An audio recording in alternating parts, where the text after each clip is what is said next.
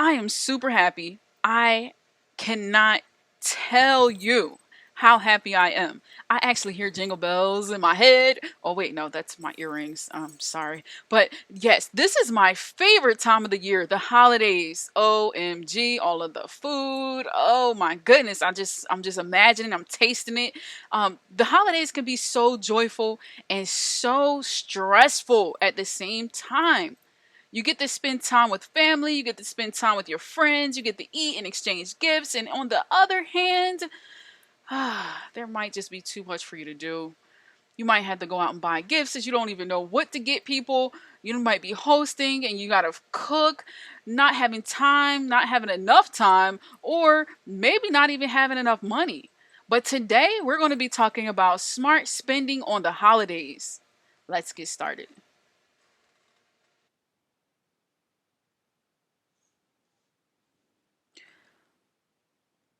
Hey everyone, we are back at this again.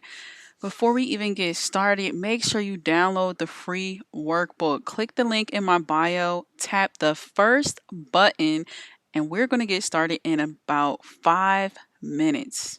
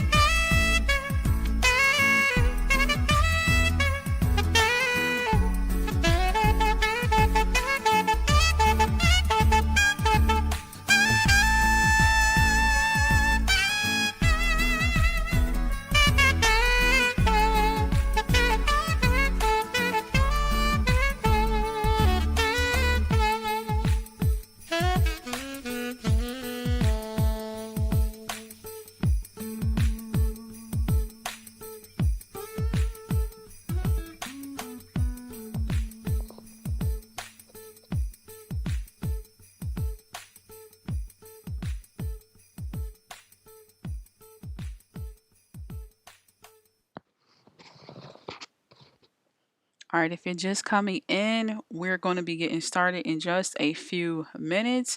Make sure that you download the free workbook. We're going to be going over a lot of stuff today. Click the link in my bio, tap the first button to get your free workbook. We're going to be talking about smart spending for the holidays. So get that workbook.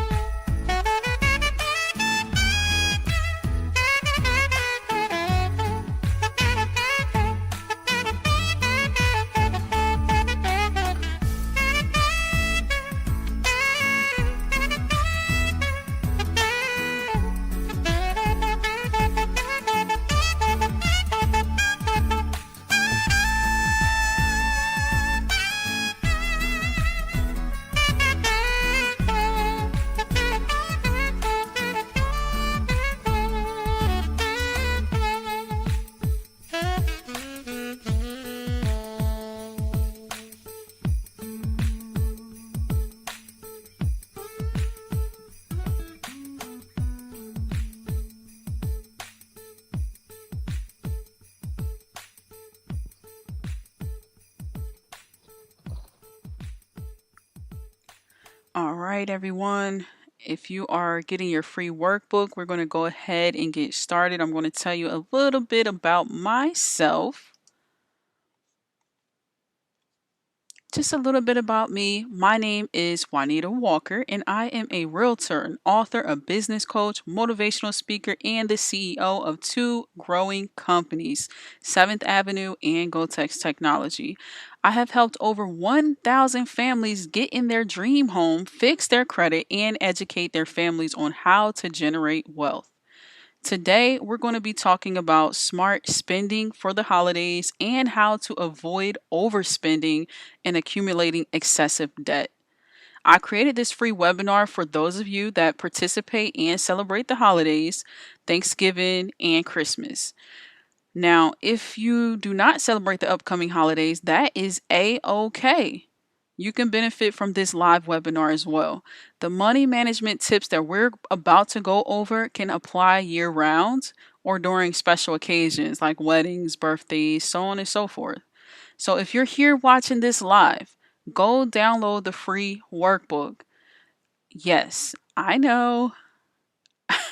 I am kind of feeling myself today. I'm feeling really good today. So I created a workbook for you to master spending money and actually enjoy the holiday season. Everything that we're about to discuss today is in the workbook and more. If if you need help, go to click on my link, tap on the first button, click on my link in the bio, tap on the first button, and you'll be able to download the link instantly from there. It's going to be a great guide for you to follow this year. So go download it now.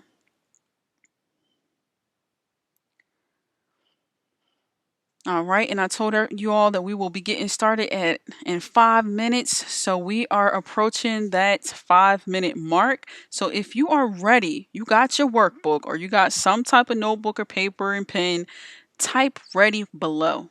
Let me see some of those readies. Come on, I want to see some readies before I get started.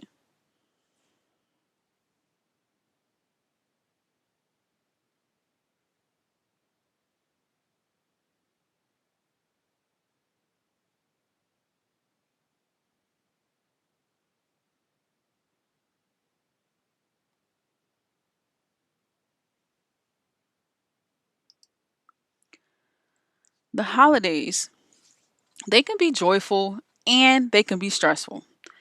You get to spend time with family, you get to spend time with your friends, eat, exchange gifts, and on the other hand, there may be just too much for you to do. Buying gifts, hosting, not having time off or enough money. What does the holiday mean to you? Now, I love and I hate this time of the year. I love it because I get to drink all the hot chocolate that I want. And throughout the year, I'm making mental notes on what to get people based on what they say or what they do. So, shopping for other people, that part is very stressful for me. So, how many of you actually go shopping on Black Friday? Type me in the chat if you actually go shopping on Black Friday. I remember when, I remember when, I remember when I used to go with my mom or my sister early in the morning. We would go to Walmart, we would go to Target. We'll stand outside until they open, y'all. I mean, it'll probably be like 4, 5 o'clock in the morning just to be the first ones to get the first dibs on the sales. Can anyone relate to me with that? I mean, now I've actually changed up. I just order online because I can actually eliminate a live stampede and any type of fighting over the last TV on sale. Have y'all ever experienced that when it's like the last TV on sale and somebody else got it in their cart? Well, this year, I don't know. It might be different for me because everybody has issues with shipping, there's limited supplies. I don't know if you all had a chance to go out and look at the shelves lately, but it looks a little scarce. It looks scary. Um, but I might have to go back this year to grab a few things for my kids. So I don't know. We will see how everything plays out. Now let's look at page 1 in the workbook. If you have your workbook, we're going to open up to page 1. And if you don't have your workbook, click the link in my bio and go download it. It's totally free. So stop being lazy and go get the workbook. Click the link, the first link in my bio. Those of you that are on page 1, we're going to be writing down the first 3 words that comes to mind when you think of the holidays. Okay. The first 3 things that come to my mind when I think of the holidays is food, fun, and love. Those are the first 3 words that come to my mind. Now, I want you guys to list a few things that you truly enjoy about your current celebrations. Okay? What I truly enjoy is food, time with family, and giving gifts. And once you determine what you truly enjoy, trust me, these questions and these steps that we're doing right now is going to all make sense towards the middle of this presentation. Write down what you dislike. Okay, take some time and write down what you dislike. For me, spending money, hosting, and not knowing what to get people are my dislikes about the holiday and what it means to me. After that, I want you all to determine your holiday values. Okay, in this workbook, you're going to be able to determine what matters to you the most and which is going to help you to stick to your goals and not overspend. Okay. So make sure you do those steps. If you don't have the workbook, you can't download it right now. Just write those things down and answer them as we go along. All right. I got a confession to make. I'm going to tell y'all a little secret. So don't tell no one, okay? You pinky promise? There is always more things planned in my planner than I have time to do, okay? I feel like every week I have more and more things to do. And it can get really overwhelming. It can be stressful. And if I don't get all the things done, I tend to beat myself up. I'm kicking myself all week because I didn't get these things done. But on page 2, I made it really simple for you. On page 2 in the workbook, you will have a place to list your priorities. The trick to feeling like you did enough is to do the most important things first, okay? Now, this is something that I've mastered, and I'm telling you, it actually works. There's weeks when my house looks like a tornado. I am so serious, okay? It looks like a tornado ran through it. I have to do something for my business, or I gotta do something with the kids for school. And during the holidays, you got to find time to grocery shop, and you got to plan to travel. So much is going on. But what I do is I focus on 3 things a day, okay? If I have 20 things to do on my list, I will only focus on 3 things. And when I tell you all how accomplished I feel at the end of the day, it is so much better to manage. So, let's talk about this. What are your priorities? I want you to make a list of all the things that you would like to do this holiday season and arrange them in order of priority. Consider focusing your energy and your resources on the top 3 to 5 activities and let the rest go in order, okay? Don't worry about anything else. Just relax and enjoy the holiday season. Now, when I'm hosting at my house for Thanksgiving, y'all, I'm on my feet all day. And the day before, everybody wants to cook the day before. I'm up all night just trying to clean and get things together, running around, just, making sure that I have everything I need in the kitchen, out the kitchen, checking on the food here and there. So by having my priorities together or written down, I can keep running them down in my head and checking off as I go. So that's why it's really important. And then that it makes it easier for you to go with the flow. So this year I made it I made it it's gonna be a new tradition. Whereas I'm giving everybody a task to complete. Everybody got a task to do because your girl is trying to enjoy the moment too, okay? I am not trying to be up on my feet all day and night. I'm trying to sit back and relax. So the point is, it is easy for you to get caught up in the spending money mentality during the holiday season, but research it has shown that the more that you orient your holidays around spending, the less you enjoy the season. I'm pretty sure most of y'all can agree with me that that is super true. So take some time this year to consider the deeper meaning of the holidays and think about giving unconventional gifts. These are gifts that do not involve money alongside with your more traditional offerings. Okay, we'll talk more about that in a few slides from now.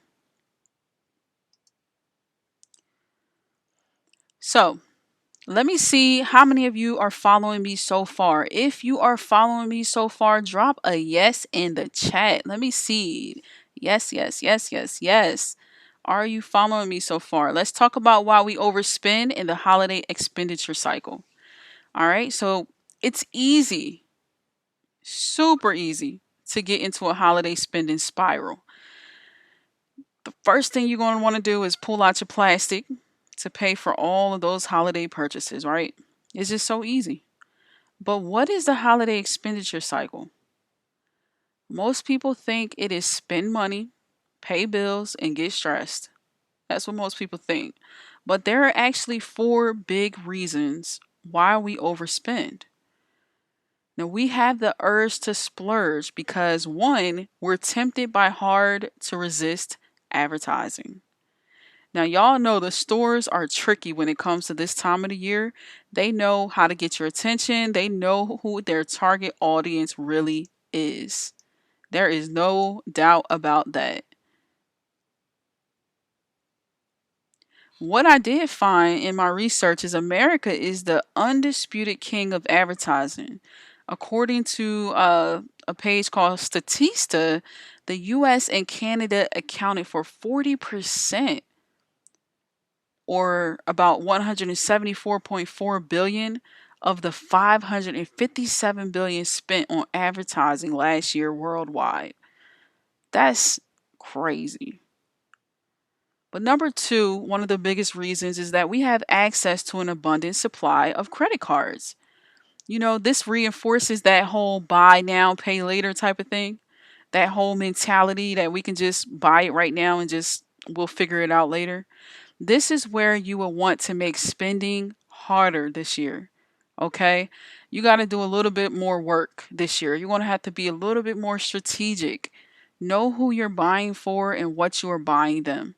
Use cashback rewards if you can. If you're using a credit card, why not use the benefits?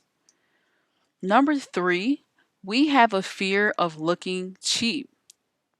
Now, we may not be generous, but we definitely don't want to be called a cheapskate, right? When you're buying gifts for people and then you're like, oh my God, I hope they are going to like this gift. And then you might receive a gift from somebody. You're like, oh my God, they got this from the dollar store. They could at least spent $25. Right? Nobody wants to be called a cheapskate. So we have a fear of looking cheap. It's fun to shop for others. But when you find that gift that's a perfect match for someone, it could be so difficult to just say no. No matter what the cost is, you'll be like, you know what? I need to get this. But if you don't set limits, you're going to find yourself blowing past your budget with all the best intentions. So what I want you to do is make a list of the people for who you're going to buy gifts for this year. Check it twice, y'all, and make a budget for all of those presents. So what I do is when I write down for each one of the kids, I might have a budget and be like, okay, I'm only spending 500 altogether. So between the two kids, that's going to be 250 a piece. And then Ariana, I might spend 150 to 250 for her as well, depending on some other factors in my budget. But forget about all of the social pressures and all of that stuff. Just don't even think about that. Nothing is more annoying than when you go to sleep at night and you tossing and turning and you spend all your money on gifts that might not even be used or may not even be like the person may not even like them. So we're not trying to prove anyone. We're not trying to prove to anyone how good you're doing, right? So get that out your mind. Start with the budget first and adopt a less is more philosophy. Okay. Number four, we have a need to satisfy certain emotions. Now, the holidays can be an emotional time. There are some people that's out there feeling lonely, some people that are just sad during this time of the year. And we might overcompensate by overspending. Think before you buy, okay? Determining why you're shopping, how you're feeling at the moment, whether you need to make that purchase, and whether it would be better to wait is a good way to control what you're spending. It's also going to be smart for you to ask yourself, how am I going to pay for this? Where am I going to put this, until December? Think before you spend anything and create a list that you can actually stick to, okay? I guarantee you if you follow these simple things, you'll be on the right track. For most people, they don't have a budget. They don't have any type of budget when it comes to holiday gifts. And our mentality is to buy, buy, buy, buy, no matter how much, if we can afford it or not. So the thought of paying it off at the end of the day, you buy it first and then you start thinking like, oh, am I going to pay this? How am I going to pay this off? It's unfortunate because that's usually when the spending mentality throughout the year, most people, they do that throughout the year.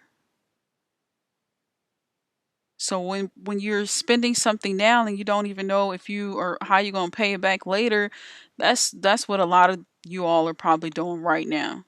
Not just for the holidays. In fact, it might even be worse during the holidays. So now is the time to do the right thing when it comes to your finances. A big piece of advice that I could give you all is to stop reaching for that credit card. It is too easy to swipe, and I am talking to myself when I'm talking to you about this because the credit card is so easy. Like, I actually don't even like carrying cash anymore because it is such an inconvenience.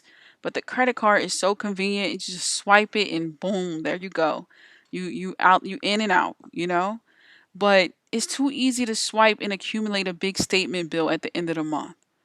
So I would recommend that you use cash or use a debit card instead. Now, if you paid off all your debts and you're still spending more and saving less, I would tell you that a good way to break that habit is to make savings a little bit more fun. See, people, they think that budgeting and saving is just boring, but you can actually make it fun, right?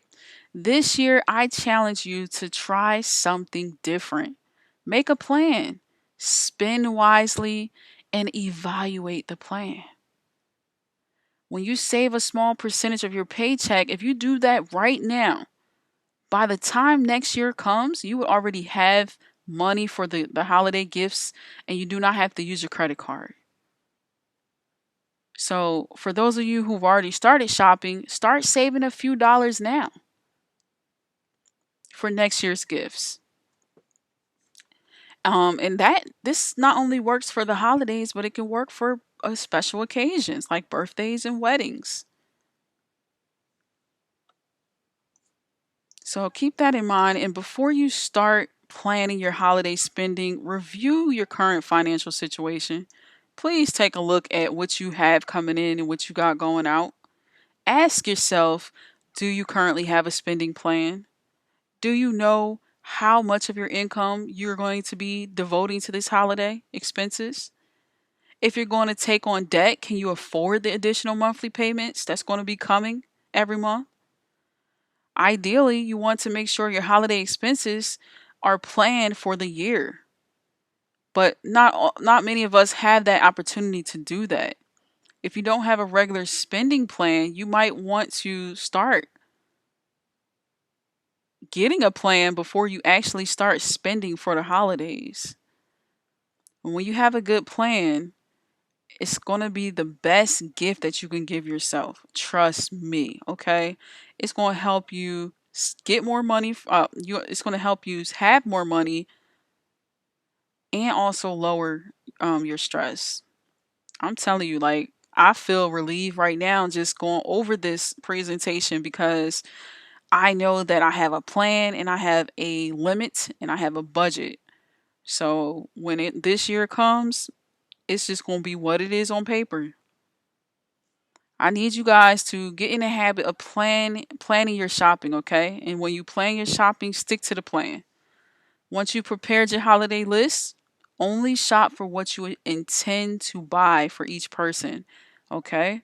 Limit the trips to the mall and to the retail stores, which can pretty much tempts you to buy more things. Because I don't know about you all, but when I go into a store, I'm going in for one thing. And if I don't have a list, I'm looking down every aisle for anything and everything. Okay. Also, like I said, plan your trips to make them as efficient as possible. So if you have a list, you'll be able to, to tell, hey, I'm going to be spending time at Target. I'm going to get everything in this area. JC Penney's is right next door. So I'm going to go to JC Penney's, so to kind of save yourself some time, some energy, and some money.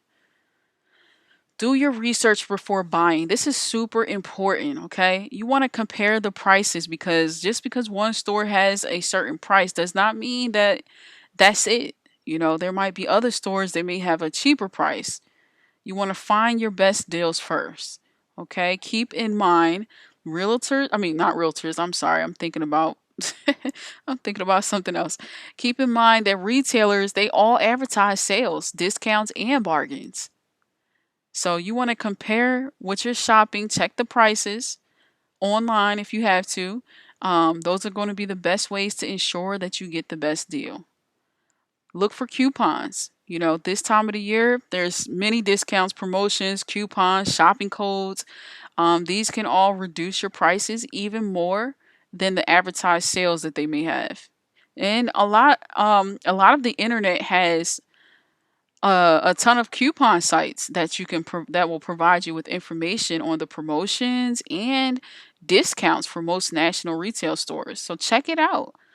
Keep in mind that some stores, they do give you a discount just for buying online. And they may also allow you to purchase online and then pick up your items in the store, which is easier because you can save on your shipping costs and you can save on your shopping time. So if you shop at Apple, they pretty good at you ordering online, and then you can pick up your stuff in store pretty much during the same day. So make sure you read the small print. Check the retailer's policies for exchanging and returns. That's going to be important in case you have some type of change that needs to be made. You'll know what time frame that you have to do it, and you'll know what you'll be up against. So when you're purchasing online, confirm your shipping rates and the delivery times. Now, it sucks when you order online and it's going to take 3 months for your item to be delivered. Okay. We had ordered my son a cake topper. His birthday was November 12th, and we ordered him a cake topper, and it did not arrive until after his birthday. Okay, so much for that. So make sure that you check the delivery times. If the item is coming from out of another country and it's already November, y'all, you might want to rethink that purchase. Okay, that just might not happen.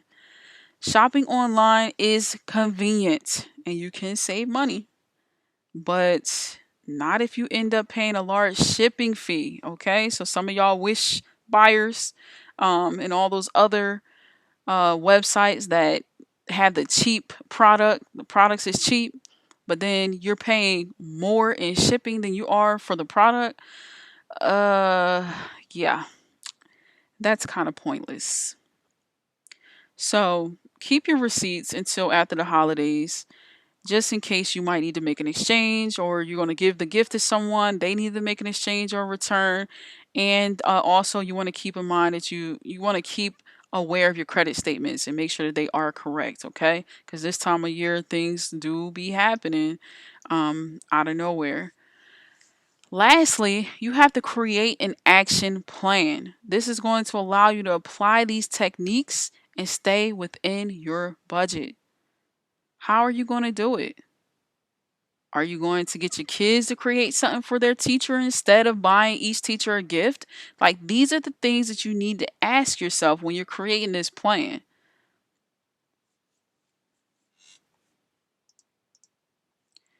All right, so let me see in the chat who uses a list when they're shopping for the holidays. How many of y'all actually use a list when you're shopping for the holidays, and what's your budget? What budget did you set for yourself this year? Type it below in the chat.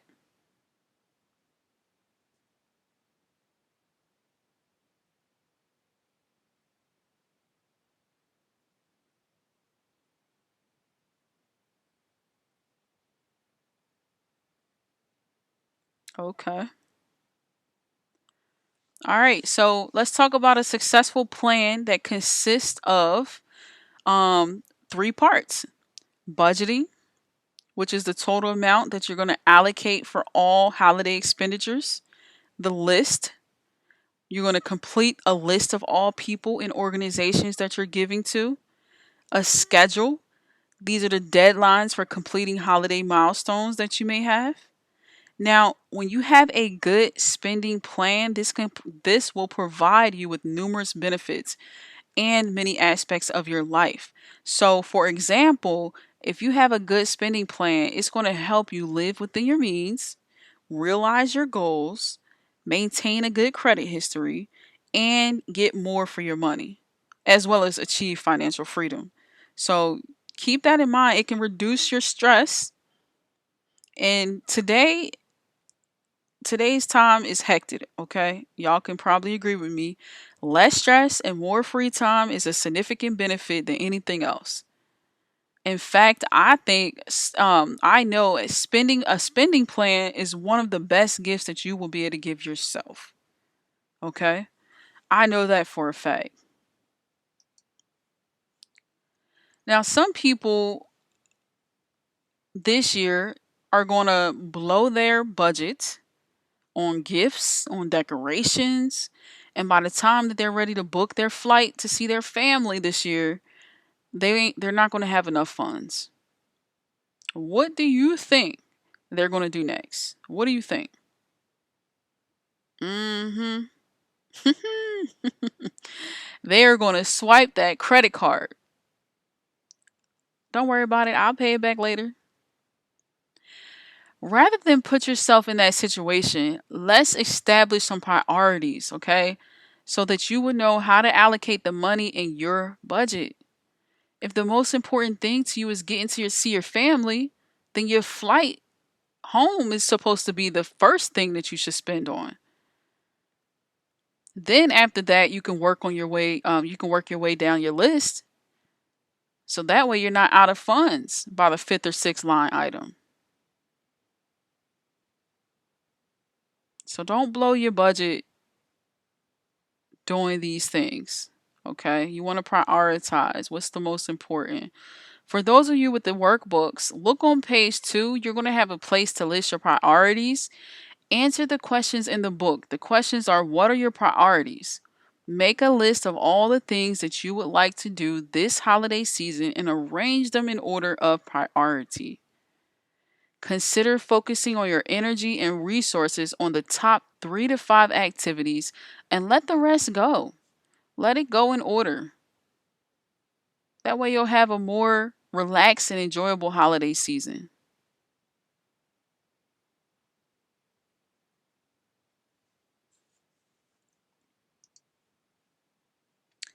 So, what is your holiday deal breaker?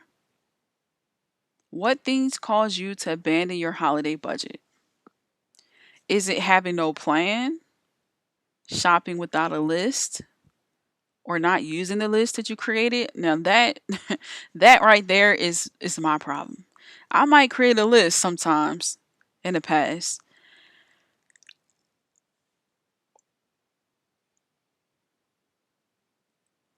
Excuse me. I might create a list and I don't stick to it. I'll be adding all kinds of everything else on there. Okay. So if you're getting something for everyone in the office or buying individual gifts instead of family gifts or donating to random charities due to floods or any other solicitations, that could be a deal breaker, huh? A good rule of thumb, y'all, is going to be to treat your holiday spending like you would do any and every single day of your life. I would say another deal breaker may be great deals. Now, you might be purchasing an item that appears to be a good buy, but in spite of the fact that it costs more than you generally would spend. Or you may purchase items that you won't usually buy because of a giveaway or some type of gimmick. I remember purchasing an RV. Yup. I purchased this RV. I was walking we were somewhere, the kids and I was walking, and then this gentleman had came up to me. You know how they do, especially when you like on a boardwalk or you're somewhere near the ocean, or in Florida or somewhere. You know how those people, they just pull you to the side. So I thought it was a pretty good idea. I only need to come into a 2-hour presentation, and my family and I could travel anywhere. I was okay with that. The only problem was is I did not think who was going to drive that thing, because I know I wasn't.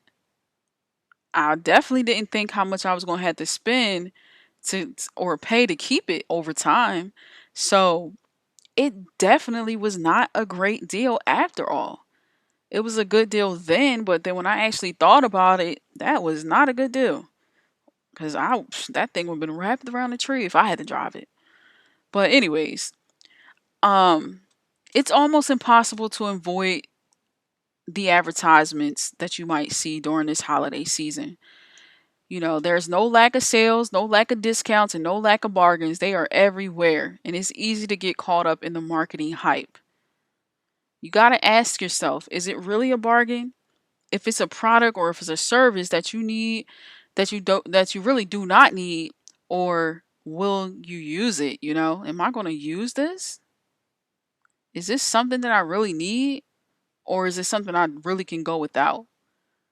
And if you have to use your credit card to pay for these bargains, what is the interest paid on this? How does it add to your overall cost? Don't get enticed with all these marketing hypes this year, y'all. Okay? You got to make sure that you're making purchases that you're going to be able to afford. Now, the other holiday deal breaker is emotions. This is a big reason many consumers overspend during the holidays. You ever tell yourself that I'm just going to buy a few additional things to make an existing gift or experience special? Like, I just want to make this gift special. Or have you purchased expensive items to show love and affection just to impress somebody? Now, people who emotionally spend, they like to give reciprocal gifts. These are gifts that you give to somebody because you expect to receive a gift from this person. So, I truly hope, y'all, that you actually are not spending money on a gift and you expect a gift from someone. Did I say that right? I hope that you are not spending money on a gift just because you expect somebody else to spend the same amount of money on you. All right, let that sink in for a second.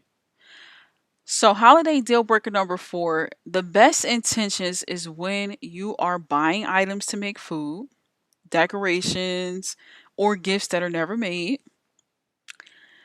Also, your best intentions, you buying this stuff and it's just sitting there until next year, and then a year after that, and the year after that, you just wasted money. Or you might be committing to too many activities, too many parties that require extra expenditures of time and money. So that could be, you might have good intentions, but keep in mind that that is a deal breaker if you find yourself in that situation. And lastly, the deal breaker number 5 is stress. When you're making last minute impulses, shopping decisions, just because you need to hurry up and get it done, or if you are out and about and you're just eating meals out because of your holidays, like everything's a rush, you might even be stressed, so stressed that you start giving excessively just because it's a holiday tradition. So that's a deal breaker. When you're shopping for just the right gift and you're watching the joy that it brings, it can give you so much pleasure. You be feeling all warm and gooey inside. But when you're buying gifts for every person that you know, that can swiftly deplete your holiday funds, okay? And I don't have to tell you that. If you don't believe me, just watch. Listen, for real though, we really should understand the true meaning of the holidays. It's not all about expensive gifts. We want to make our family and our and other people happy. But I mean, I do get it, but without raining on your parade, you really do need to get in the know of the real history of Thanksgiving and Christmas. Okay? Thanksgiving is not the happiest moment for many people, especially Native Americans. That was the first day that many of them were killed, and in result of the massacre, and the many tribes that were wiped out, there was a big feast just to celebrate the killings. But that's not what this presentation is about. But just, you know, if you woke, then be woke, right? But let's get back to what we were talking about. Learn to say no to requests for donations or the chip in for gifts, even if it's just a few dollars, because those few dollars they add up quickly. And if you do the grocery shopping, y'all know what I'm talking about. When y'all coming out the store, you always had somebody right there asking you to donate for something. And I'm not saying not to donate, but if you've already done went over your budget, you got to keep that in mind that those dollars do add up. And also, if you go to Kroger, you're in the Atlanta area or whatever, if you go to Kroger around the holidays, stay away from them picture people. A few years ago, me and Ariana had went and took some pictures. And it was a good deal at the time, y'all. It was only $10, okay? They was like $10, you can come and sit down, take as many pictures as you want. But they did not tell me that I could only get one picture for $10. Your girl was up in there posing, taking about 30 pictures, okay? Now it was a good deal until I got to the register and I went to go pick out all my pictures and it came up to $180 package. So I got $180 package of pictures that I only probably gave to two people. So keep in mind, stay away from them people. Okay, as those are gimmicks, and their pictures ain't all that great. You can use your iPhone and take a better picture. All right, so we all heard the phrase "make a list, check it twice." Making a list and checking it twice. I was trying to find a melody in my head and I couldn't do it. It's alright. Y'all know what I mean though. So you need to make sure that you adopt this as part of your holiday planning, okay? You want to make a list of all the people that you're going to purchase gifts for, all the people you purchased for last year and the ones you're going to purchase for this year. It's really easy to get carried away with the spirit of the season. So think ahead to who you're going to plan on giving to this year, whether that's a person or a charity. You want to first make your list early, revise it if it's necessary, and stick to it, okay? Next, after that, you're going to include any new people that you're going to be giving gifts to this year. So you already had the old people on the list, now you want to put the new people on the list. And don't forget to list the extra expenses during the holidays. So anything extra that you got to pay for, you want to make sure that you list that on your list as well, okay? So for example, from my own personal experience, I spend about 25% of my holiday spending. It's spent on non-gift expenses. So that includes charitable contributions, greeting cards, postage and shipping, pictures, decorating, gift wrapping, travel, entertaining, holiday parties, extra gas and food while shopping, childcare. Well, not really childcare anymore. Clothing, extra utilities due to decorations, increased baking, entertaining, and overnight guests. Okay, so I spend about 25% of my holiday spending plan, and you need to make sure that you put those extra expenses down as well. Now, you all, everyone that has the workbook, that downloaded the workbook, you can use the spending worksheet in the workbook to list those expenses that you have. You might also want to write any additional holiday expenses below that you expect to spend this year. And make sure you all are setting limits, okay? Examine your holiday priorities, set a limit for the holiday.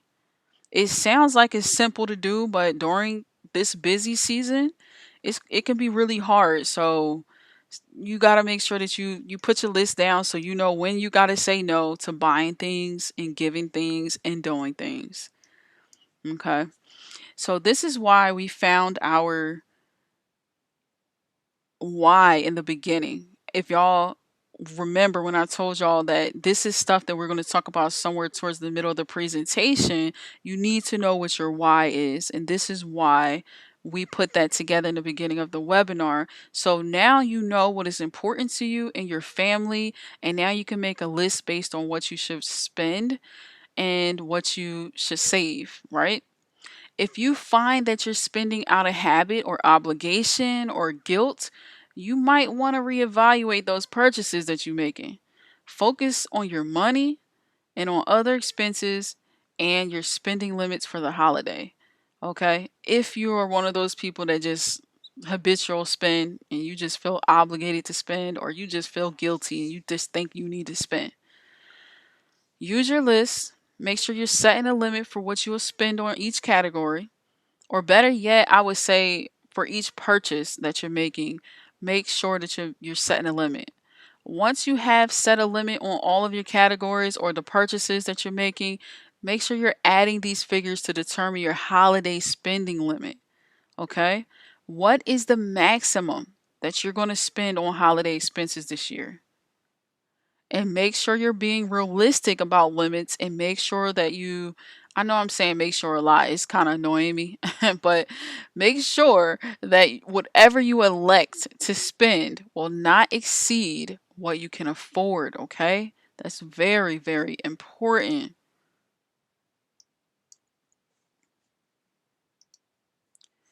All right, creating a schedule.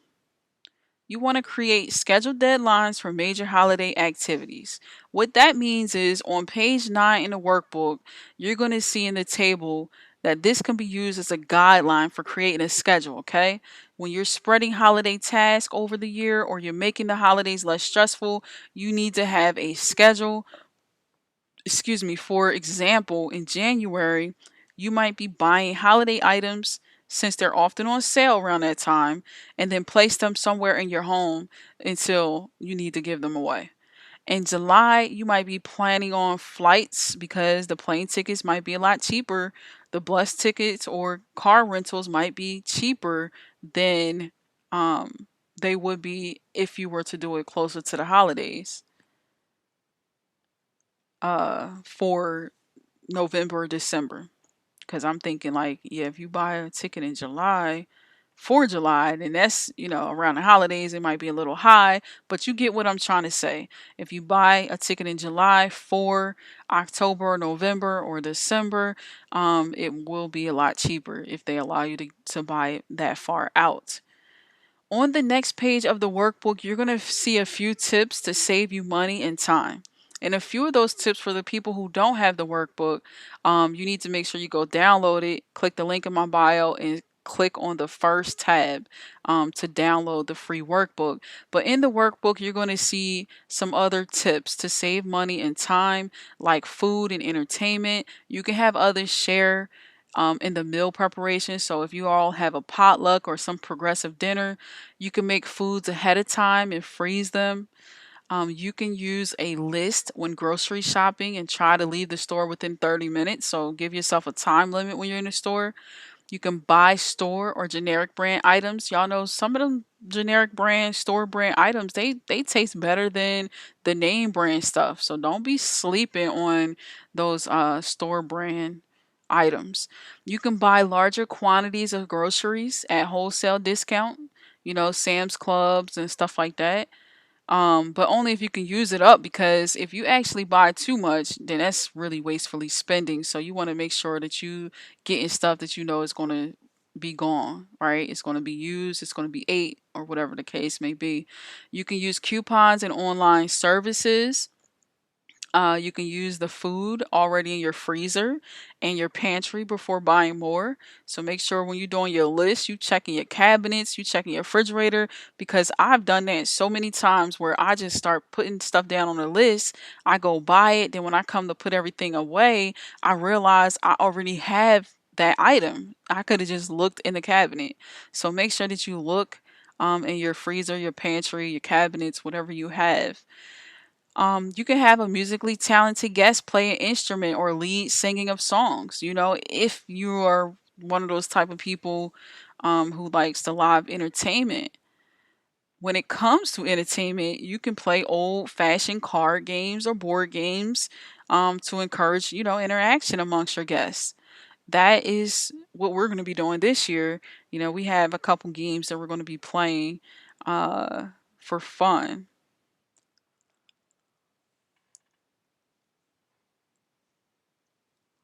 Excuse me, I keep yawning. Okay. So another thing, you can do to save money and time is make homemade decorations. You can utilize material that you find around the house, like some pine cones and some fallen leaves and stuff like that, and make some decorations with it. I actually made a couple um, flower vases and, took some pine cones and stuff like that and put them up on my fireplace. So that is an idea for you all. You can buy decorations that can be reused from year to year. That's something that I also do, and it's awesome. I one day may buy a real tree, but right now my tree is good. I can use it every year. Limit the decorations to one new item annually, or request others to give decorations as gifts. That's an idea.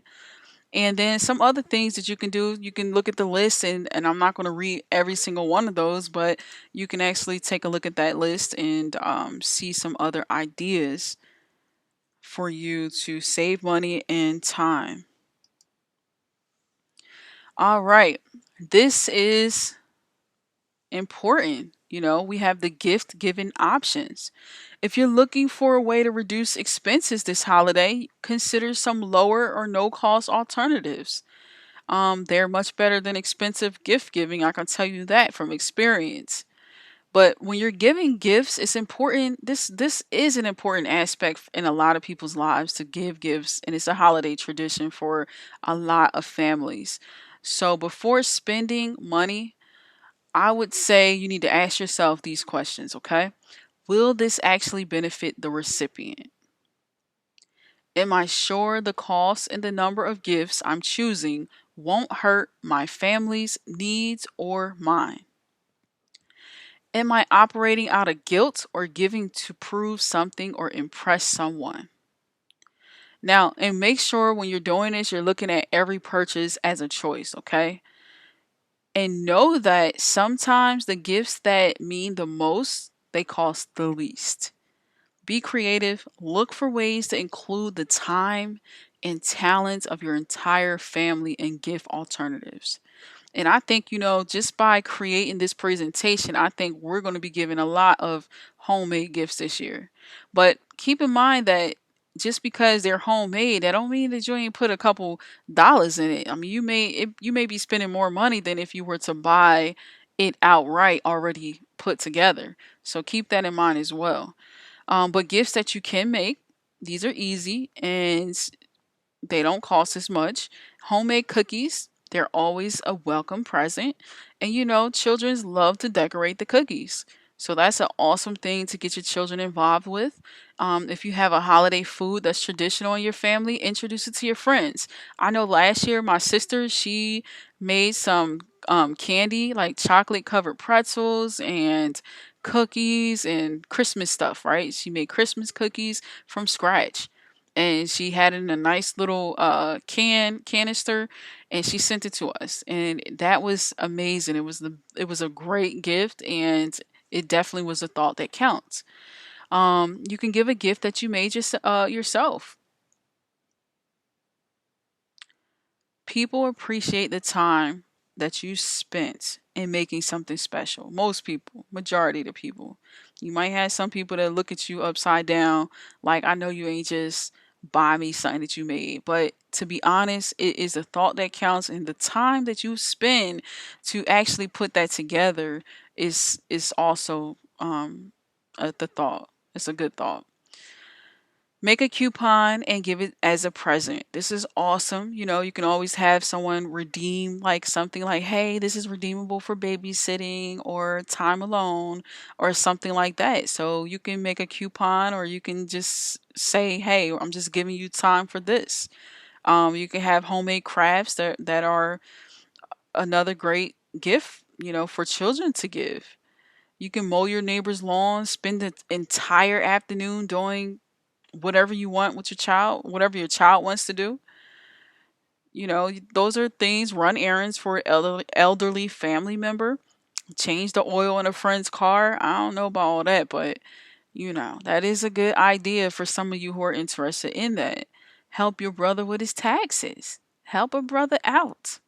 It's a great gift, okay? These are meaningful gifts that you can do that cost pretty much nothing. You can also give a gift that has symbolic or personal meaning. Introduce a friend to the traditions of your family, or make a calendar with family photos for friends or relatives. And then lastly, you can make a donation to a charity in the name of the gift, and gift it in the name of one of your recipients. So you guys should be able to see how these are all low to no cost, and they will require only your time and only your creativity. And maybe a little bit of money, but not much.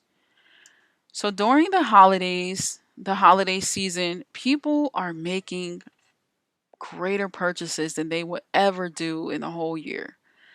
There are more distractions going on, and you may face an increased risk of identity theft and all kinds of everything during the holidays, right?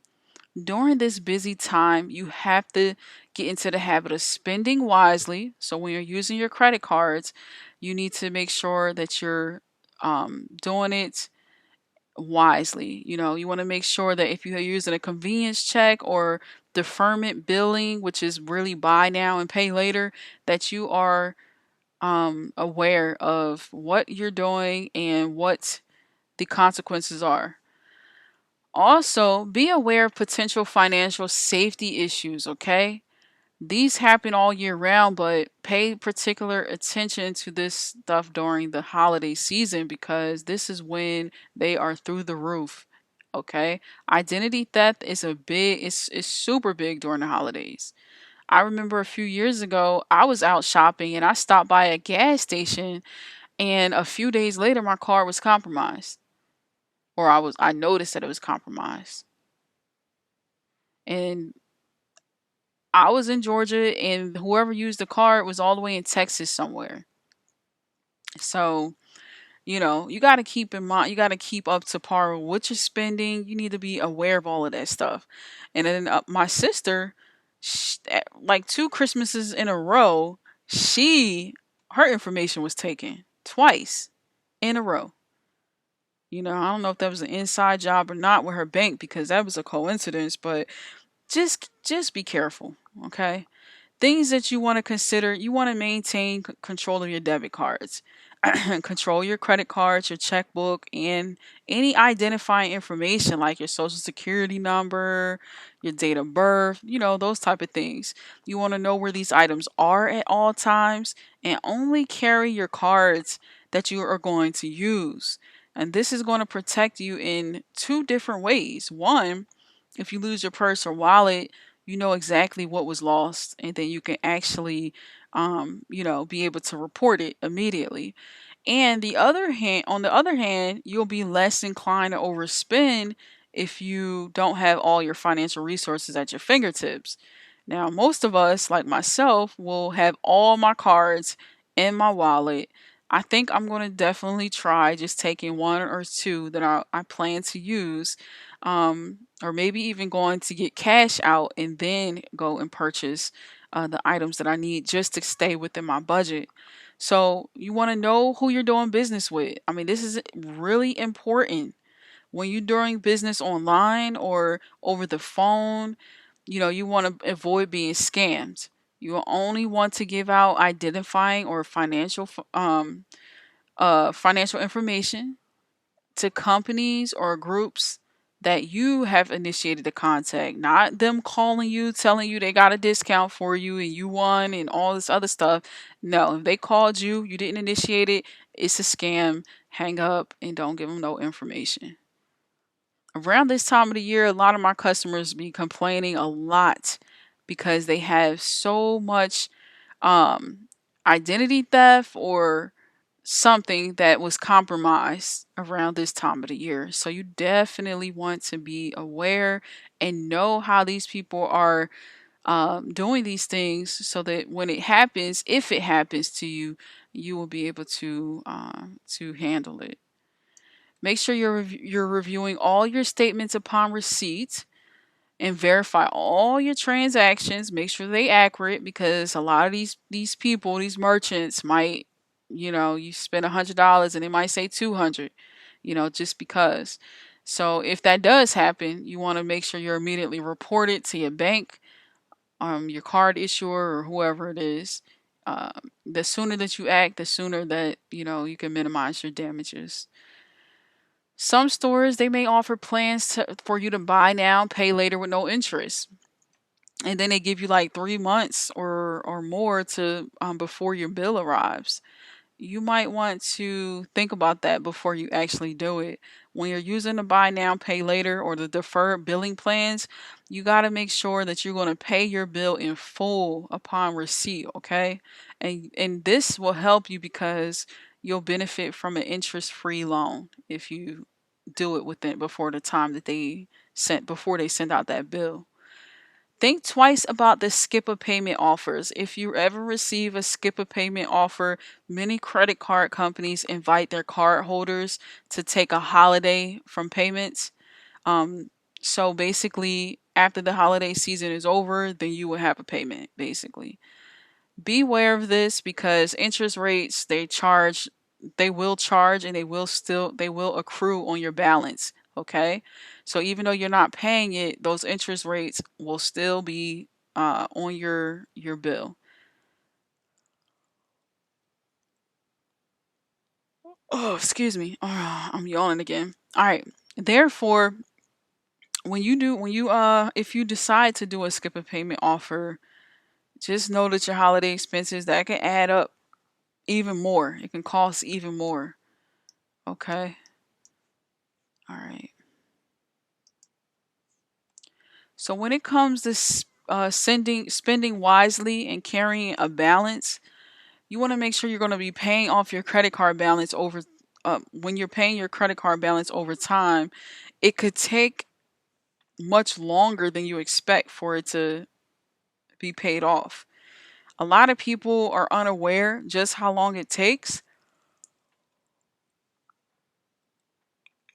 Oh, excuse me, y'all. Oh my goodness. I need to get some rest. I've been up all day. Okay. I've been working out. I've been up. I've been doing all kinds of everything. And now I'm just yawning up a storm. Okay. Well, what was I saying to you? Um, so a lot of people are not aware of how long it takes to pay off an initial charge because more debt is continually added to their card, right? It just keeps on adding up. In the workbook, you're going to find a table that's going to summarize how long it would take to pay off a credit card based on various interest rates and some percentages um, of the beginning balance that you paid, right? So notice that the number of years to pay off a balance is significantly reduced by increasing the amount of the beginning balance paid by a mere 1 or 2 percentage points. Okay. So the table assumes that a fixed dollar payment is made each month. Even at those low percentages, you're going to get out of debt much more quickly than paying only the minimum payment on the statement. So if you follow this here as an example, this is how you would be able to pay it down a lot quicker. Now, if you see here, this chart assumes that no new charges are added. So let's imagine how much longer it's going to take if we keep using the card, okay? So you'll see here you got the 2% balance paid, 3% balance paid, the 4% balance paid, and that's on the years to pay off side. And then you have the interest rates on the left side, right? So let's assume that only 2% of the beginning balance is paid per month. And we're paying this on a credit card. So how many years would it take to pay off a $1,000 balance from a credit card charging 23% interest? How many years would it take? So as you all can see, if it's 23% that of the interest rate here, the years to pay that 23% off at with a 2% balance paid is 12 years. 12.37 years, basically. So let's watch out for those credit card companies and the interest rates and things like that. These are things you want to think about when it comes time to spending a certain amount of money on your credit cards. Another thing to look forward. All right, we about to wrap this up because I can't stop yawning. All right, another thing to consider is to watch out for credit card companies that offer convenience checks. Now, what these companies do is they send out the cardholders convenience checks prior to the holiday season, right? You probably have received one in the mail already. The convenience checks, they work kind of like a cash advance. This means that they usually include advance fees, higher interest rates, and they have stricter penalties around repayments. So if you are using the checks, they might seem convenient for you, but there are many things that you should be aware of, okay? Now, if you're going to use a convenience check, this can be used like a personal check. Remember, it's like a cash advance. But when you write a convenience check, the money comes out of the line of credit that is associated with your credit card. So if you want to make a purchase with the convenience check, you simply make that check out to the merchant for the amount of your purchase and you sign it. If you want to get cash for yourself, you got to make that check out to yourself and cash it anywhere that you can cash a personal check. And when you use a convenience check, the amount is going to be deducted from your credit card in the form of a cash advance. Be aware that your cash advance limit, it might be lower than your credit limit. So you got to be prepared to be ready to pay that cash advance up front, those cash advance fees, and any type of cash advance interest rates that will be on the money that you withdraw from your line of credit. Now, the benefits of the convenience check is that it's going to allow you to access your line of credit in situations where maybe like your card isn't accepted, right? Or if you need money to pay rent, for example, your landlord might not accept the credit card, but you should be able to use a convenience check to make the payment. But you can also use these checks when trying to access cash in situations that might not allow you to use your debit card or your checking account. So if you need cash quickly, but you don't have the money in your bank account, you can write yourself a convenience check and cash it, but it's used like a personal check. Some people might even use it to pay off their credit cards, but keep in mind that you can't have a convenience check for the same credit card company. So if you have Capital One, you can't get a convenience check from Capital One and pay Capital One with the convenience check, if that makes sense. So you could use a convenience check to pay a credit card bill with a different issuer, but not with the same issuer. Now, if you all are finding yourself unable to pay your credit card bills without withdrawing money from some other credit card, it's probably time for you to consider or start looking for some credit card debt resources because that's not a good look. Okay. All right, let's talk a little bit about identity theft. We tend to get distracted around this time of the year. Okay. Now, these identity thieves take advantage of you in so many ways. Whether you're shopping with credit cards, shopping online, using online banking, withdrawing money from an ATM, it does not matter. If you're getting gas like I was doing, they are out there, okay? So we're going to talk about a few steps that you can take to prevent identity theft. Now, a good place to start is you have to become aware. You got to educate yourself, okay? These are some clever people out here, and they have so many different ways to steal your information, put your financials at risk, and it just turn your world upside down. Number one, we are all busy and distracted shoppers, okay? We're busy and distracted. Shoppers are targeted from identity thieves all day, every day. When you're out shopping, be aware of your surroundings. Make sure people ain't all up on you. Even though we should still be distancing ourselves, you want to make sure that when you're out in these stores and you're in these shopping malls, it's going to be crowded. If you're making a lot of purchases, you're going to be pulling out your wallet, putting it in your purse, pulling it out, putting it in your pocket, whatever it is, you're going to keep doing that while you're juggling shopping bags. You got people out there that's pickpocketers, and they're always concerned. They're always in no, they're not concerned. I don't even know what I'm saying now. Okay, so you got people who are pickpocketers who are out there in public spaces, okay? When you've completed a transaction, you want to make sure that you put your wallet safely away to protect your credit cards and your ID. Like what I do when I'm in a store and I know that I have multiple cards, and I actually keep it like in my phone, like I turn my phone case into a wallet. But what I would do is, as soon as I pay for whatever I'm purchasing, before I do anything else, I make sure my card is in my wallet and that my wallet is back where it belongs before I do anything. Before I leave the register, before I move to away, before I pick up a bag, I'm making sure that I've done that first. So you want to make sure that you do that first, okay? If you're paying with a credit card or a debit card, it's a good idea to keep the numbers concealed, just in case someone behind you is in the line taking pictures. Now, everybody is walking around with a cell phone. You don't know what they're doing.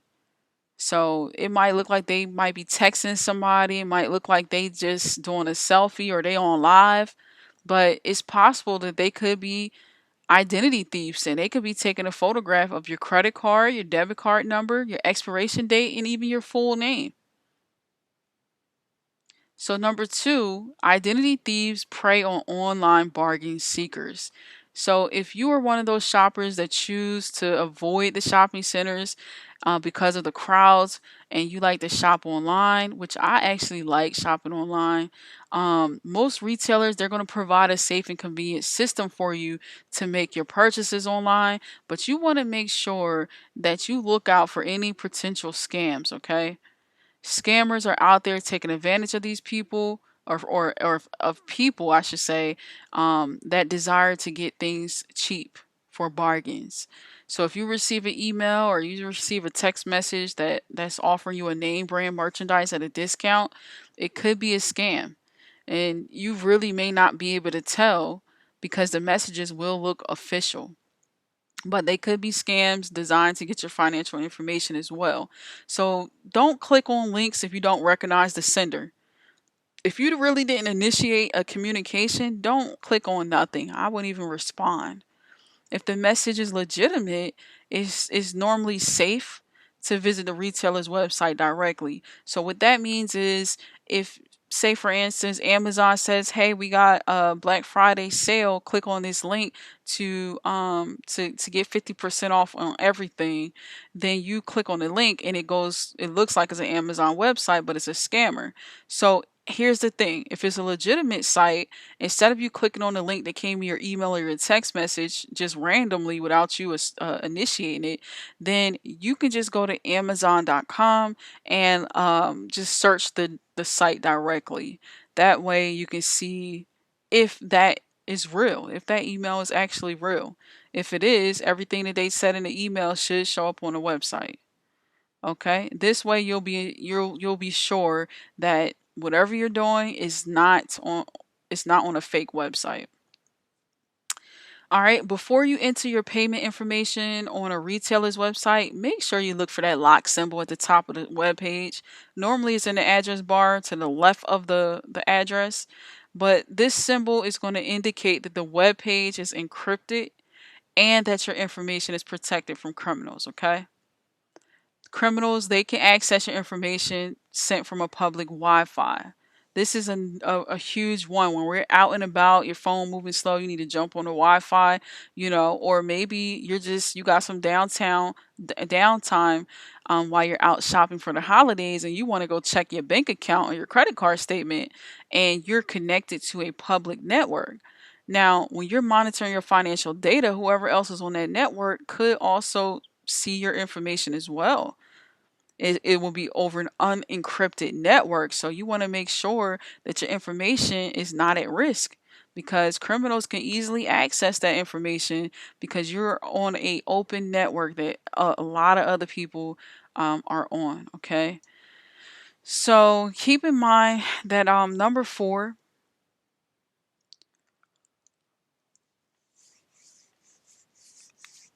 skimmers, they steal shoppers' data. Okay. Criminals are well aware of the fact that people spend significantly. Did I say that right? Significantly. They spend a lot of money. Okay. That's what I'm trying to say. Now, one way that identity thieves steal someone's credentials is by attaching something called a skimming device to card readers or ATMs. Remember when I told y'all earlier that I was at a gas station and I swiped my card to get some gas, and the next moment I realized I had gotten my information was taken? Somebody had took my card number and everything, and they were all the way in Texas using my card, making multiple purchases, right? These skimmers, they're going to copy your car information, and you have to make sure that when you go to certain gas stations, you trust the gas station and that you check the little card thing, make sure it's not wobbly, okay? Make sure it's secured, the thing that you put your card in, okay? If you can use like your Apple phone, if you have an Apple iPhone or something, if you can use your wallet, your virtual wallet, that might even be better, because those virtual wallets, they actually mask your full credit card number, and they replace it with a virtual number, so people can't really see what your number is. So that would be a good thing to use if you're going to be going certain places. uh you know and for extra protection, you want to make sure that you cover your keypad when you enter your PIN, because you don't know what these people are doing. They looking over your shoulder, or they could have a camera somewhere, in these locations. So how else would you know that? Do you know if your identity is being stolen, right? So most credit card companies, they have fraud detection departments, and these departments, they monitor your credit cards for any unusual activity. In most cases, they will notify you and block whatever purchase that was made, but that doesn't always happen. Okay, so if it does happen, you'll have to contact them and verify your purchase. But if not, then you need to keep up with that on your own so that you would know if something definitely happens to your information. Check your credit card and your bank statements regularly, just to make sure that there's no unauthorized charges listed, or that nobody tried to charge you more for the purchase that you may have made. If you notice any changes, you know what to do. Call your financial institution immediately to report the fraud. In some cases, that if you're calling your bank, they might want the actual purchase to go through and not be pending before they would take your complaint.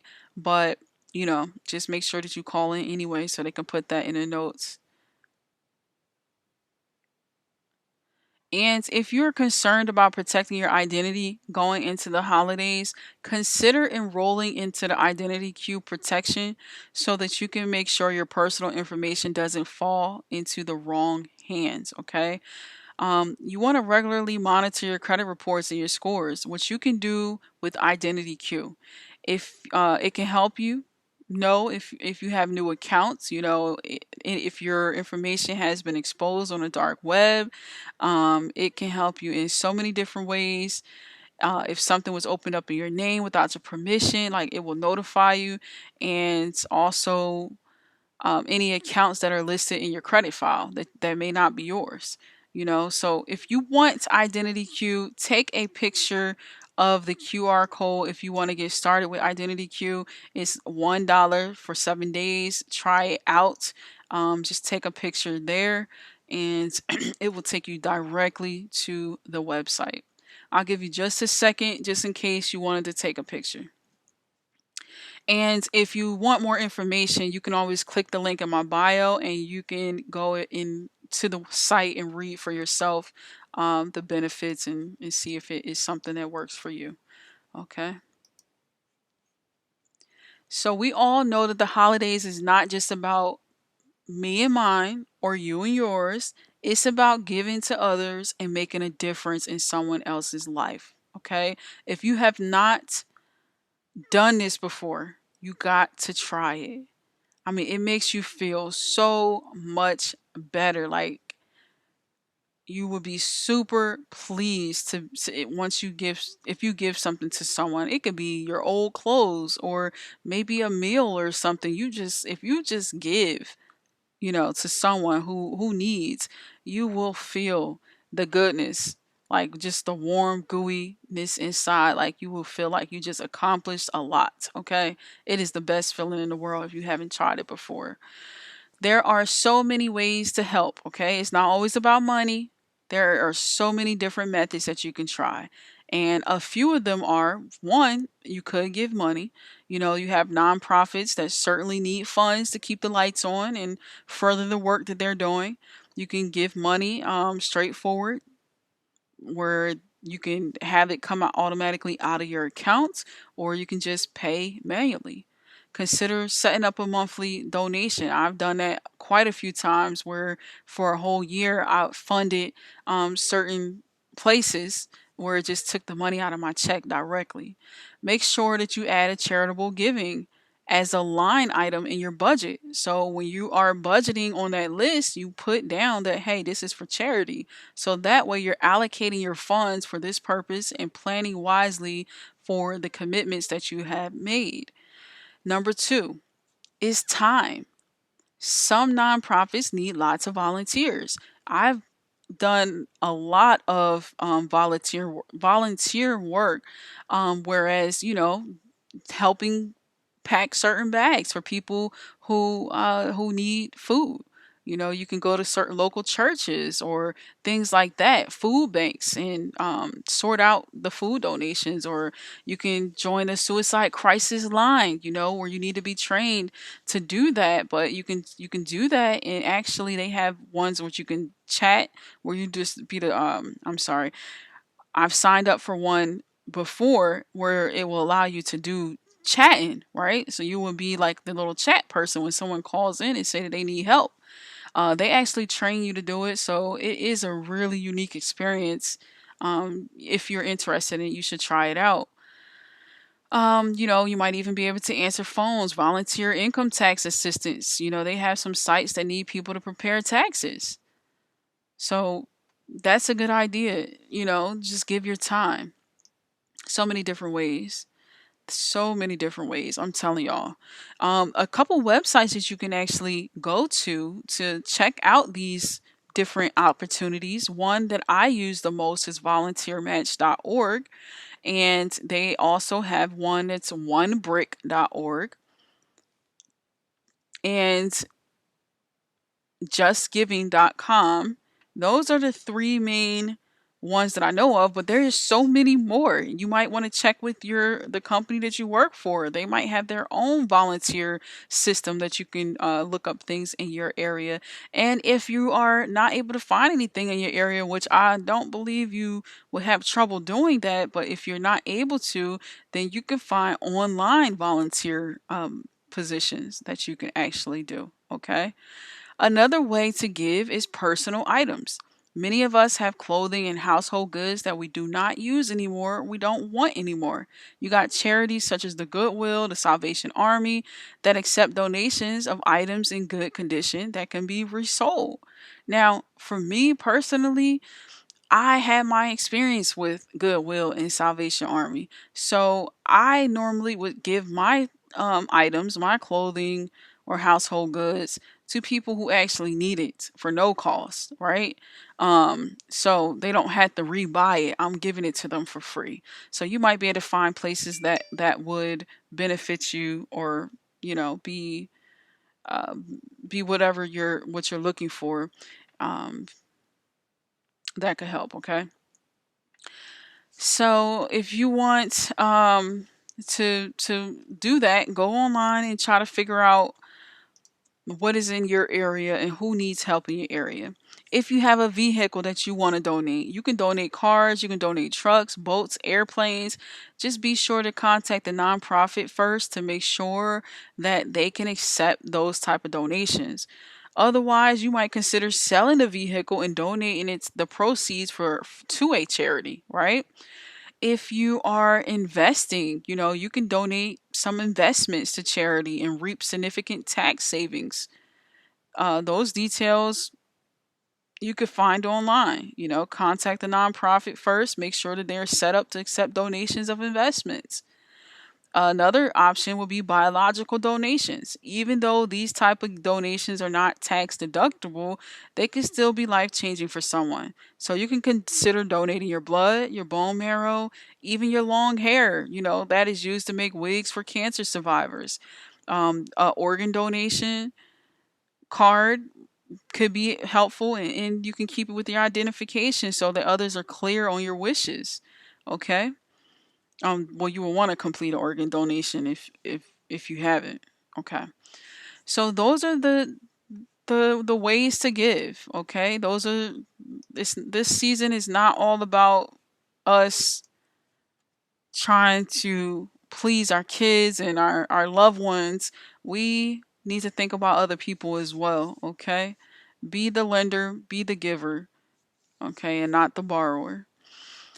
All right, so that concludes the end of this presentation. Thank you so much for watching. If you got value from this presentation, please text info please INFOPLZ to 855-521-1871. Text that number to get notified when we drop new content, have new free webinars, give discounts, and other free stuff. Okay, text that number if you want to stay in the know when those things come up.